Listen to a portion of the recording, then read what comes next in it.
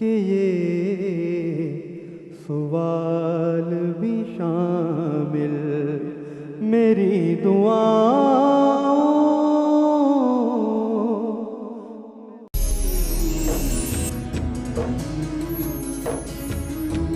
بسم اللہ الرحمن الرحیم. السلام علیکم دوستو، میں فہیم عباس آپ کو اب تک ٹیلی ویژن کی رمضان مبارک کی اس خصوصی نشریات یا رحیم یا رحمان رمضان میں خوش آمدید کہتا ہوں. امید کرتا ہوں کہ آپ سب خیریت سے ہیں اور آپ کا روزہ بھی بالکل خیریت سے جا رہا ہے. ہم روزانہ ایک نئے موضوع کے ساتھ آپ کی خدمت میں حاضر ہوتے ہیں. ہماری ٹرانسمیشن کا باقاعدہ طور پہ آغاز ہو چکا ہے ایک خوبصورت سے کلام کے ساتھ، اور وہ کلام پڑھا ہے مرزا حماد بیگ نے، جو کہ بہت ہی اچھی آواز کے مالک ہیں. تو ابھی ہم اپنے موضوع کی جانب آئیں گے. میں موضوع کے بارے میں بتانا چاہ رہا تھا آپ کو. ہمارا جو موضوع ہے آج کا وہ دوسرے عشرے کے حوالے سے ہے. آپ کو یاد ہے ابھی کچھ دن کی بات ہے جب رمضان المبارک کا آغاز ہوا تھا، تو ہم نے اس حوالے سے بات کی تھی کہ ہم بڑے خوش قسمت ہیں کہ ہمیں رمضان المبارک میں مطلب اپنی زندگی گزارنے کا موقع مل رہا ہے. تو آج اس مہینے کا، اس بابرکت مہینے کا ایک عشرہ مکمل ہو چکا ہے اور ہم دوسرے عشرے میں داخل ہو چکے ہیں. ٹوٹل ایک مہینے کو 3 عشروں میں تقسیم کیا جاتا ہے، اور ابھی کچھ دن بعد ہی ہم یہ کہہ رہے ہوں گے کہ یہ برکتوں والا اور رحمتوں والا مہینہ چلا گیا. تو یہ جو اتنا پیارا، اتنا اچھا مہینہ ہماری زندگی میں آیا ہے، جس کا ہم شکر ادا کر رہے تھے، کیا ہم اس مہینے کا صحیح طرح سے فائدہ اٹھا رہے ہیں؟ کیا وہ برکتیں اور رحمتیں وہ خصوصی طور پہ ہم پہ نازل ہو رہی ہیں؟ اس حوالے سے آج ہم اپنے پروگرام میں بات کریں گے. اور اگر عشرے کی بات کی جائے تو عام طور پہ ہم نے یہ سنا ہے کہ پہلا عشرہ جو ہے وہ رحمت کا عشرہ ہوتا ہے، دوسرا عشرہ مغفرت کا عشرہ ہوتا ہے، اور تیسرا عشرہ جو ہے وہ دوزخ سے نجات کا عشرہ ہوتا ہے.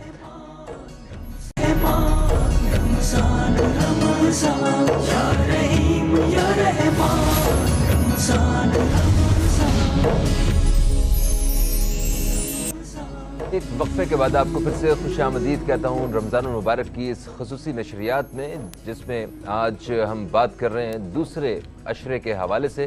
اس بابرکت مہینے کے دوسرے عشرے کو عشرہ مغفرت کے حوالے سے بھی جانا جاتا ہے.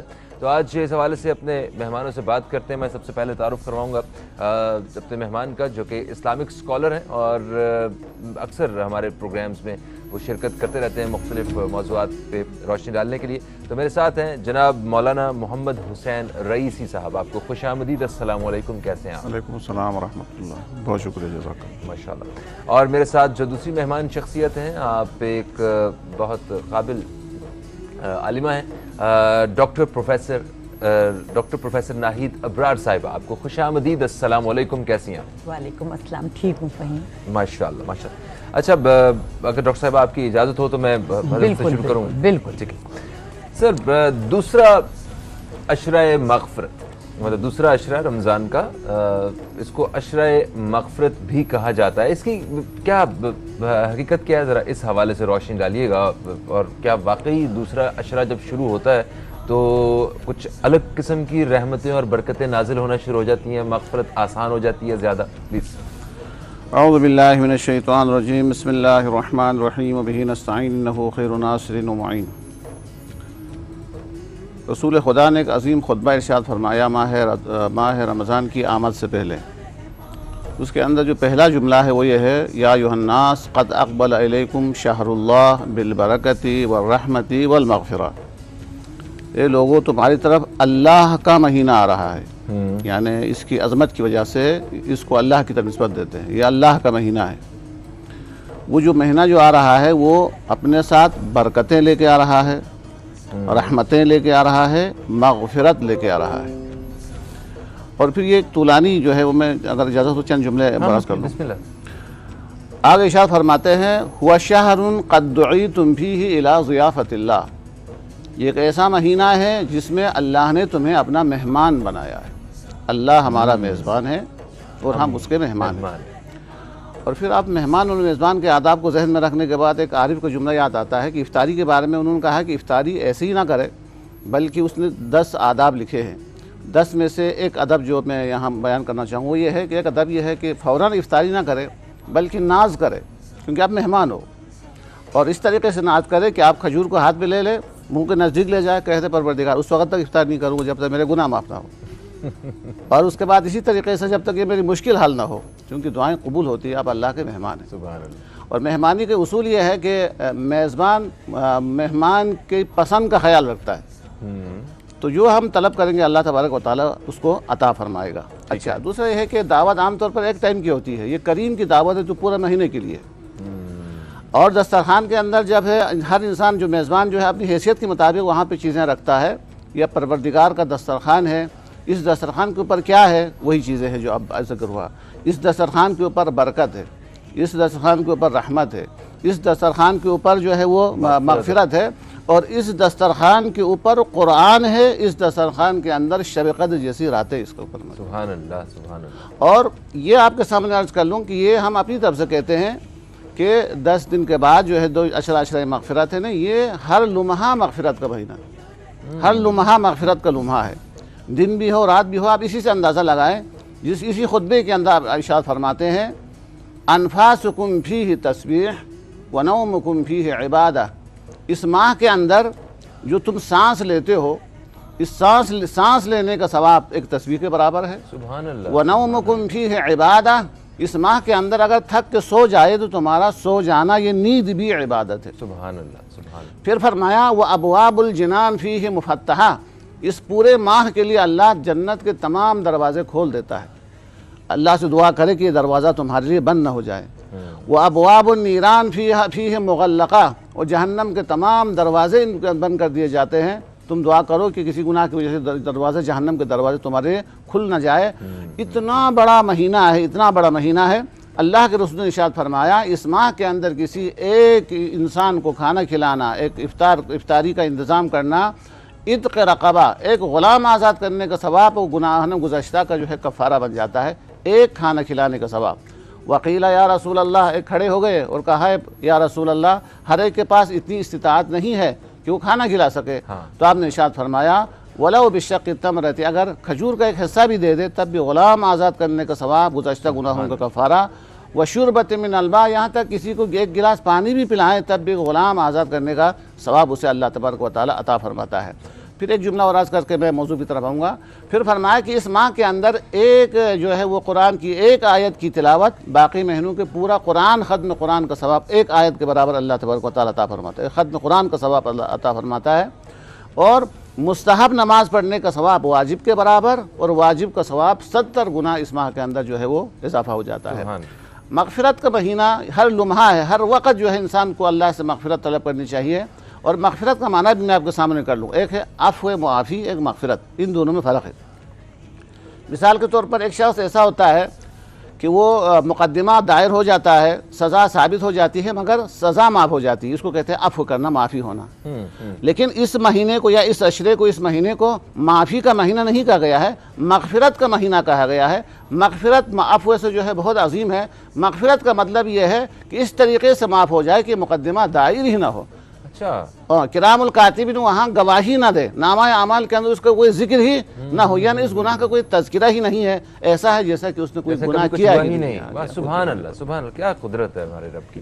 اچھا ڈاکٹر صاحب، ابھی کسی بھی لمحے ہمیں کہہ دیں گے کہ وقفے پہ جانا ہے ہمیں، تو مگر آپ سے اس حوالے سے مجھے تفصیل سے سارا کچھ جاننا ہے۔ میں چاہتا ہوں کہ مختصراً ابھی جو ہے وہ ہمارے موضوع کے حوالے سے دوسرے عشرے کے بارے میں، مغفرت کے بارے میں آپ جو خیالات رکھتے ہیں وہ بیان کیجیے۔ اعوذ باللہ من الشیطان الرجیم، بسم اللہ الرحمن الرحیم۔ لفظوں میں کیا لکھوں اس رب کی تعریف، نہ مانگوں تو نواز دیتا ہے اور مانگ لوں تو بے حساب دیتا ہے۔ کیا بات ہے! میرے رب کی آپ عطا تو دیکھیے کہ سب کچھ عطا کرنے کے بعد میں کہتا ہے اس ماہ مبارک میں ایک منادی ندا دیتا ہے کہ ہے کوئی مانگنے والا کہ اس کی دعا قبول کی جائے، ہے کوئی مغفرت چاہنے والا کہ اس کی مغفرت قبول کی جائے، ہے کوئی سوال کرنے والا کہ اس کا سوال پورا کیا جائے، ہے کوئی بخشش چاہنے والا کہ اس کی بخشش کی جائے۔ دیکھیے مقدس مہینہ ہم پر سایہ فگن ہے، اور دوسرا عشرہ بھی ہم پر سایہ فگن ہے۔ یہ مہینہ زیادہ سے زیادہ نیکیاں کمانے، برائیوں سے چھٹکارا پانے اور اپنے افکار و عمل کے تزکیے کا بہترین موقع ہے، اور اس میں سب سے بڑا عمل خود روزہ ہے۔ اللہ تعالیٰ فرماتا ہے کہ بندہ روزہ میرے لیے رکھتا ہے، اس کا اجر میں خود دوں گا۔ اور نبی کریم صلی اللہ علیہ وسلم نے فرمایا کہ اس ماہ مبارک میں اللہ کو یاد کرنے والا بخشایا جاتا ہے، اور اللہ سے مانگنے والا نامراد نہیں رہتا، اور اللہ تعالیٰ عرش کے اٹھانے والے فرشتوں کو حکم دیتا ہے کہ اپنی عبادت چھوڑو اور روزداروں کی دعاؤں پر آمین کہو۔ دیکھیے فہیم، عرش کے پاس ایک ایسی جگہ ہے، خطیرۃ الاقدس اس کا نام ہے، جو نور سے معمور ہے، اور وہاں پر اتنی تعداد میں فرشتے ہیں کہ ان کی تعداد صرف اللہ کو پتہ ہے۔ جب رمضان کی پہلی رات ہوتی ہے تو فرشتے اللہ تعالیٰ سے زمین پر اترنے کی اجازت مانگتے ہیں کہ ہم اہل ایمان کے ساتھ نماز میں شریک ہو سکیں، تو اللہ تعالیٰ انہیں اجازت دیتا ہے، وہ اہل ایمان کے ساتھ نماز میں شریک ہوتے ہیں، اور جن سے بھی ان کی ملاقات ہو جاتی ہے تو زندگی بھر کے لیے وہ شخص ہدایت پا جاتا ہے۔ تو اللہ تعالیٰ سے یہ دعا ہے کہ اللہ تعالیٰ ہمیں اس مبارک مہینے کے سارے تقاضے پورے کرنے کی توفیق عطا فرما۔ آمین آمین ثم آمین۔ اچھا، اس حوالے سے ہمیں اپنے ان معزز اور قابل مہمانوں سے مزید معلومات حاصل کرنی ہے۔ ایک وقفہ درمیان میں ہمارا انتظار کر رہا ہے، ایک وقفے سے ہو کے ہم آپ کی خدمت میں دوبارہ حاضر ہوتے ہیں۔ کہیں مت جائیے، اب تک دیکھتے رہیے اور ہماری خصوصی نشریات یا رحیم یا رحمان رمضان دیکھتے رہیے۔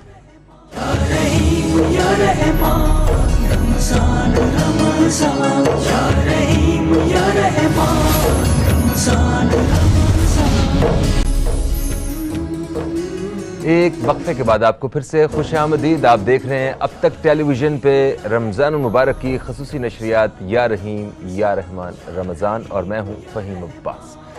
آج پروگرام میں ہم دوسرا عشرہ رمضان المبارک کے دوسرا عشرہ مغفرت کے حوالے سے بات کر رہے ہیں۔ میرے ساتھ اسٹوڈیو میں موجود ہیں ڈاکٹر پروفیسر ناہید ابرار صاحبہ اور مولانا محمد حسین رئیسی صاحب۔ وقفے سے پہلے ہم ڈاکٹر ناہید ابرار صاحبہ سے بات کر رہے تھے، میں چاہوں گا ذرا مختصراً ان سے ہم مزید رہنمائی حاصل کرتے ہیں۔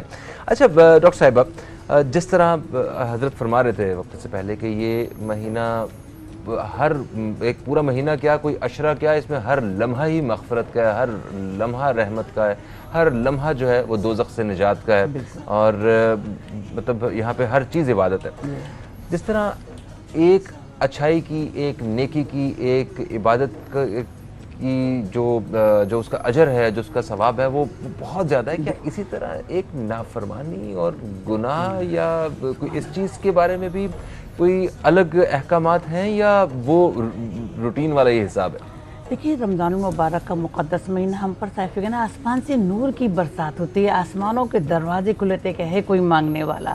تو دیکھیے، جب ہم عبادت کرتے ہیں، اللہ کی راہ میں بھوکے پیاسے رہتے ہیں، اللہ کی رضا و خوشنودی حاصل کرنے کے لیے نیکیوں کا اجر دگنا ہو جاتا ہے، جنت کے دروازے کھول دیے جاتے ہیں، دوزخ کے دروازے بند کر دیے جاتے ہیں، سرکش شیاطین قید کر دیے جاتے ہیں کہ اس ماہ مبارک میں روزداروں کو گمراہ نہ کر سکے۔ جہاں ہمیں اتنی سہولت مل رہی ہے، تو اس مبارک مہینے کا مقصد یہ کہ ہم اپنے رب کو زیادہ سے زیادہ راضی کریں، اور ہم اپنے رب کو راضی جو ہے اپنے گناہوں پر معافی مانگ کر سکتے ہیں، کہ اللہ تعالیٰ کو معافی مانگنا بہت پسند ہے۔ جب ہم سچے دل سے، خلوص نیت سے اپنے پروردگار عالم کے حضور معافی مانگیں گے، تو دیکھیے فہیم، وہ ہمیں 70 ماہوں سے زیادہ چاہنے والا ہے، ہم پر بہت رحم کرنے والا ہے، تو وہ ہمارے گناہوں کو بھی معاف کرے گا۔ اور یہ مقدس مہینہ جس میں سونا بھی عبادت، اٹھنا بھی عبادت، بولنا بھی عبادت، ایک چیز کا ہمیں 3 گنا اجر و ثواب مل رہا ہے، تو ہم اپنے رب کو راضی کر سکیں، اور ہم اپنے رب کو راضی اپنے گناہوں پر توبہ کر سکتے ہیں،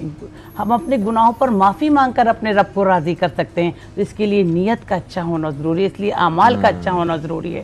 کہ دیکھیے، قرآن پاک میں اللہ تعالیٰ ارشاد فرماتا ہے کہ ایمان والو، اللہ کے لیے خالص توبہ کرو، کوئی بعید نہیں کہ تم سے تمہارے گناہوں کو مٹا دے اور تم کو ان جنتوں میں داخل کر دے جن کے نیچے دریا بہتے ہیں۔ جس دن اللہ نہ نبی کو شرمندہ ہونے دے گا، نہ ان لوگوں کو جو ان کے ساتھ ایمان لائے، ان کا نور ان کے آگے پیچھے دائیں بائیں دوڑ رہا ہوگا، اور وہ کہیں گے کہ میرے رب تو ہمارے لیے ہمارے نور کو مکمل فرما دے، اے میرے رب تو ہمارے گناہوں کو بخش دے، کیونکہ تو ہر چیز پر قادر ہے۔ بے شک ایسا، بے شک ایسا۔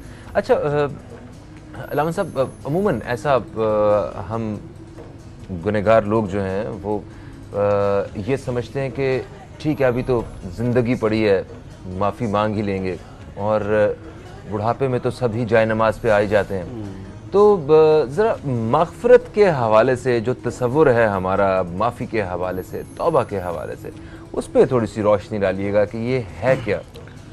جب توبہ کی آیت نازل ہوئی، شیطان نے اپنے تمام لشکر کو جمع کیا اور چیخ کر رویا، اور یہ کہہ کر رویا کہ اب ہم زندگی بھر محنت کریں، گناہ پہ لگا، آخر وقت میں یہ توبہ کریں گے تو ہماری ساری محنت ضائع ہو جائے گی، اب اس کو کیا کرنا چاہیے؟ ان میں سے جو سب سے بڑا شیطان تھا اس نے یہ مشورہ دیا کہ ہم وہی آئے توبہ کو ہم اس طرح کے استعمال کر سکتے ہیں کہ تم زیادہ سے زیادہ گناہ کرو، بعد میں تم توبہ کرو، جب توبہ کی منزل آئے تو ابھی تم جوان ہو، بعد میں توبہ کریں گے، لیکن لوگوں کو پتہ نہیں ہے کہ لوگ جو ہے آنے والا کل نہیں دیکھتے، چیز جائے کہ بڑھاپا انسان دیکھے، تو انسان سانس جو ہے اگر سانس اندر سے باہر نہ نکلے تب بھی موت ہے، اور باہر سے اندر نہ جائے تب بھی موت ہے، تو لہٰذا یہ شیطان کا حربہ ہوتا ہے کہ ابھی توبہ کے لیے اور وقت موجود ہے، شب قدر آ جائے گی تو میں توبہ کروں گا، یا عید کی رات آ جائے گی یہ توبہ کروں گا، یہ سب کا سب شیطانی حربہ ہے، شیطان انسان کے دل میں وسوسہ پیدا کرتا ہے، وَإِلَّا تو توبہ کے لیے فوراً جس وقت انسان گناہ دیکھے، حضرت آدم اور شیطان کا قصہ قرآن بیان کرتا ہے، اسی میں یہی بیان کرتا ہے کہ حضرت آدم علیہ السلام شجرہ کے نزدیک گئے، غلطی کا احساس ہوا، انہوں نے فوراً توبہ کی، یہ حضرت آدم کی اولاد ہونے کی دلیل ہے کہ اگر کوئی شخص فوراً توبہ کرے، گناہ کرنے کے بعد فوراً توبہ کرے، یعنی جب بھی گناہ سرزد ہو جائے اسی وقت توبہ کرے، یہ آدم کی سنت ہے، یہ آدم کی اولاد ہونے کا طریقہ ہے،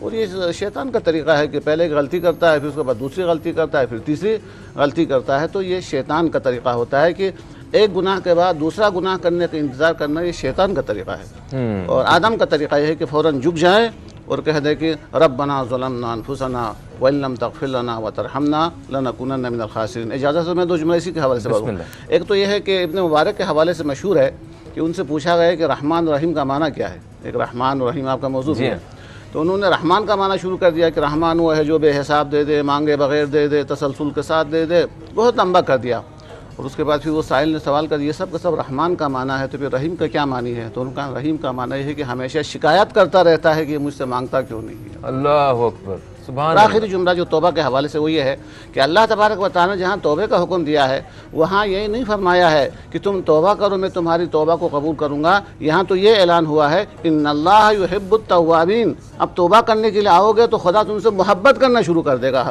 سبحان ان اللہ یحب التوابین، اس کا کرم، وہ کتنا کریم ہے انسان اندازہ، جس نے ماں کو اس قدر مہربان بنایا ہو وہ خود کتنا بڑا مہربان ہوگا، تو لہٰذا یہ توبہ جو ہے یہ سمجھ کے کہ اللہ تبارک و تعالی حدیث کے اندر آیا ہے کہ کسی کا جوان بیٹا اگر گم ہو جائے اور واپس آنے پر اس کی ماں اتنی خوش نہیں ہو سکتی ہے جتنا گنہگار بندہ خدا کی بارگاہ میں آنے سے خدا خوش ہو جاتا ہے، اللہ اکبر۔ تو لہٰذا یہ سوچ کے انسان کو توبے میں جلدی کرنی چاہیے، خصوصاً یہ کہ پیغمبر نے اس حدیث کے اندر خطبے کے اندر ارشاد فرمایا شقی ہے وہ شخص جو اس ماہ کے اندر بھی اپنی بخشش نہ کروا سکے، یعنی کہ مطلب ہلاک ہو وہ شخص جو اس ماہ کے اندر جو ہے بھی مغفرت حاصل نہ جی کر جی سکے، ہے نا؟ اس کے جی اسی خطبے کے اندر اسی موجود ہے، خطبے کے اندر شقی ہے وہ شخص جو اس ماہ کے اندر اپنی بخشش نہ کروا سکے، ایک مہینہ اللہ کا مہمان رہے پھر اپنے گناہوں کی بخشش نہ کروا سکے۔ اللہ اکبر۔ آپ اس حوالے سے بات کو بالکل آگے بالکل کیسے بڑھائیں گے؟ دیکھیے نبی کریم صلی اللہ علیہ وسلم نے ارشاد فرمایا کہ ہر انسان خطا کار ہے، لیکن بہترین خطا کار وہ ہے جو اپنے گناہوں پر توبہ کرتا ہے۔ نبی کریم صلی اللہ علیہ وسلم نے فرمایا کہ جو شخص ایمان لایا، نیک عمل کیے، اللہ کی راہ میں توبہ کی تو اللہ تعالیٰ اس کے گناہوں کو، اس کی برائیوں کو نیکیوں میں بدل دیتے ہیں، اور جب بندہ فہیم سچے دل سے اللہ کے حضور توبہ کرتا ہے تو آسمانوں پر چراغاں ہوتا ہے، فرشتے خوشی کا اظہار کرتے ہیں۔ تو ہم جو بھی عمل کریں، توبہ کریں، دیکھیں توبہ کے لیے رمضان کا مغفرت کا اشرہ ہے، لیکن ہمیں ہر لمحے، ہر گھڑی، ہر ساتھ اپنے گناہوں پر اللہ تعالیٰ سے توبہ کرنی چاہیے کہ اللہ تو ہمارے گناہوں کو بخش دے، اللہ تو بہت رحم کرنے والا ہے، ہماری توبہ جو ہے وہ قبول کر۔ اور دیکھیں جوانی کی عبادت اللہ تعالیٰ کو بہت زیادہ پسند ہے، جب کوئی نوجوان اللہ کی راہ میں توبہ کرتا ہے تو پروردگار عالم جو ہے 40 दिन तक मशरिक से मगरिब तक के कब्रिस्तानों पर से अजाब उठा लेता है। अल्लाह। ये कितना बड़ा अज्र दिया अल्लाह ताला ने हमें। तो हमें इतना मुबारक महीना मिला है जहाँ हर लम्हे हर साथ अल्लाह ताला दुआओं को भी कबूल करता है, अल्लाह ताला हमारी तौबा को भी कबूल करता है, हमारे गुनाहों को भी बख्शता है। तो अल्लाह ताला की सबसे कीमती दौलत सिरात मुस्तकीम है। तो परवरदिगार आलम जब हम रोज़ा रखते हैं, तरावी पढ़ते हैं, एतकाफ़ में बैठते हैं, तो हमें सिरात मुस्तकीम पर भी चलने की तौफीक अता फरमा कि हम जो भी इबादत करें खुलूस नियत के साथ सदक़े दिल से तेरे हुजूर करें, ताकि तू हमारी इबादत को, हमारे रोज़े को, हमारी तौबा को कबूल फरमाए। आमीन आमीन सुम्मा आमीन।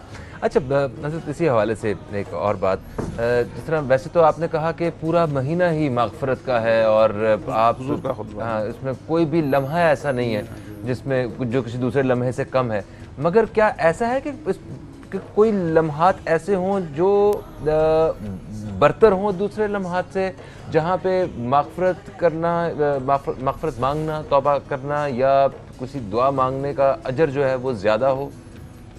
शब क़द्र की तो फजीलत बहुत ज़्यादा है, ठीक है। अशरे आखिर की फजीलत बहुत ज़्यादा है, और शब ईद की फजीलत बहुत ज़्यादा है। शब जुम्मा जो है इनकी फजीलतें बहुत ज़्यादा है। शब क़द्र तो कुरान ने कहा लैलतुल क़द्र खैरुम मिन अल्फ़ि शहर, और इस तरीके से शब ईद के हवाले से भी मशहूर है कि उसके अंदर जितने माह रमज़ान के अंदर जितने लोग दोज़ख से आज़ाद हो जाते हैं, उतना ही बराबर शब ईद को अल्लाह तबारक व तआला आज़ाद फरमाता है।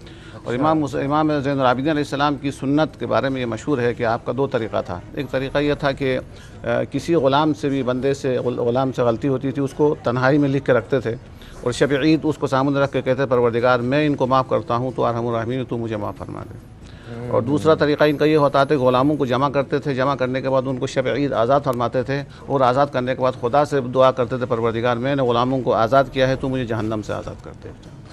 तो खुलासा शब जुमा बहुत अहम है और सबसे ज़्यादा शब क़द्र है, और शब क़द्र आखिरी अशरे के अंदर मौजूद है, उसे तलाश करनी चाहिए। हर रात को शब क़द्र समझ के आमाल ज़्यादा उस पर करना चाहिए, और शब ईद की फजीलत भी बहुत ज़्यादा है। तो दिन का फ़र्क है, लेकिन असल शे तो है, असल शे तो यह है कि जो एक शेर है, जहाँ हो साए बशर की तमाम राहें बंद, जहाँ से तमाम जो है रास्ते बंद हो, जहाँ हो साए बशर की तमाम राहें बंद, दियार दोस्त का रास्ता वहीं से खुलता है। जब आप टूट के बढ़ जाए तो फिर वहाँ से तौबा कबूल होती है। वो किसी लम्हा भी हो सकता है, चलते चलते भी हो सकता है, बैठे बैठे भी हो सकता है, लेटे लेटे भी हो सकता है। जब आपका कनेक्शन अर्श वाले के साथ हो जाए तो फिर अर्श तक उसको बुलंद किया जाता है। हाँ, तो जिसको हकीकत मिल जाए उसे क्या परवाह इस दुनिया की और इन बाकी सारी चीज़ों। क्या बात, आप कुछ कहना चाह रही हैं?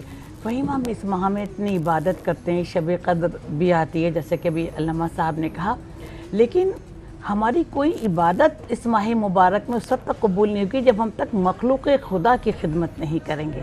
देखिए कि ये नेकियों का महीना है कि अल्लाह तमाम तारीफ़ें खुदाए बुज़ुर्ग बरतर के लिए जिसने हमें इबादतों के मौसम बहार अता किए, और उसमें एक नेकियों का ये महीना अता किया, गमख्वारी का महीना है, हमदर्दी का महीना है। तो नबी करीम सल्लल्लाहु अलैहि वसल्लम ने फरमाया कि जो शख्स इस माह मुबारक में किसी मोमिन की तकलीफ़ को दूर करेगा तो अल्लाह ताला बरोज़ क़यामत उसकी तकालीफ़ में से एक तकलीफ़ दूर कर देगा उसकी। और अल्लाह ताला, नबी करीम सल्लल्लाहु अलैहि वसल्लम ने शायद फरमाया कि जो शख्स इस माह मुबारक में किसी मोमिन की मुश्किल को आसान करेगा तो अल्लाह ताला उसके लिए दुनिया और आखिरत में आसानियाँ पैदा कर देंगे। तो नेकी के लिए कोई बहुत बड़ा तसव्वुर नहीं रखें। हम किसी को सदका खैरात करके भी किसी मिस्किन को अपनी नेकियों में इजाफा कर सकते हैं। अपने पड़ोस में एक प्लेट अफ्तारी भेजकर भी इबादत, मतलब अपनी इबादत में हम इजाफा कर सकते हैं, हम अपने रब को राज़ी कर सकते हैं। तो ये हमें मुबारक महीना अता किया गया है जब हम अपने गुनाहों पर मग़फ़रत करते हैं, तौबा करते हैं, लेकिन मखलूक खुदा की खिदमत भी करें हम।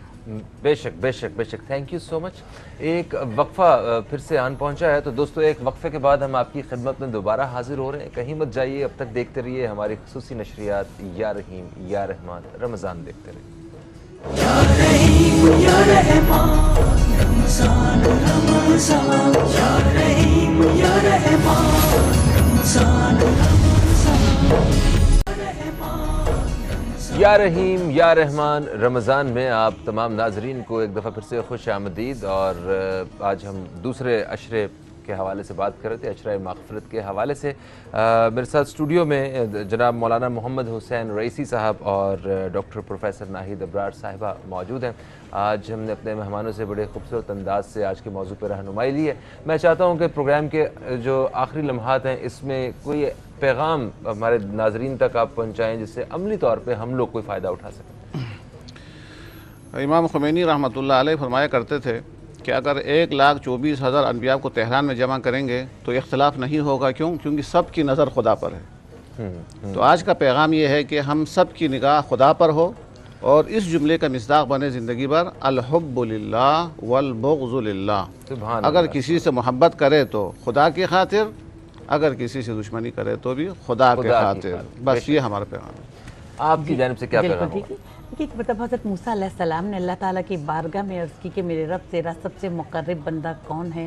تو دربار الہی سے ندائی کہ موسیٰ میرا سب سے مقرب بندہ وہ ہے جو انتقام کی قدرت رکھنے کے باوجود بھی دوسروں کو معاف کر دے, دوسروں سے کو معاف کریں, اللہ سے اپنے گناہوں کی معافی مانگے. ماشاءاللہ ماشاءاللہ سبحان اللہ. آپ دونوں مہمانوں کا بے حد شکریہ. اور اس وقت لاہور میں اور دوسرے علاقوں میں جو ہے افطار کا وقت ہو چکا ہے. کراچی کے جتنے ناظرین ہیں وہ اس وقت افطار کا انتظار کر رہے ہیں. تو افطار سے پہلے جب آپ دعا کے لیے ہاتھ اٹھائیں گے تو ہمیں اپنی دعاؤں میں ضرور یاد رکھیے گا. انشاءاللہ آپ سے کل پھر ملاقات ہوگی. کل تک کے لیے خدا حافظ. پاکستان زندہ باد. یا رحیم یا رحمان رمضان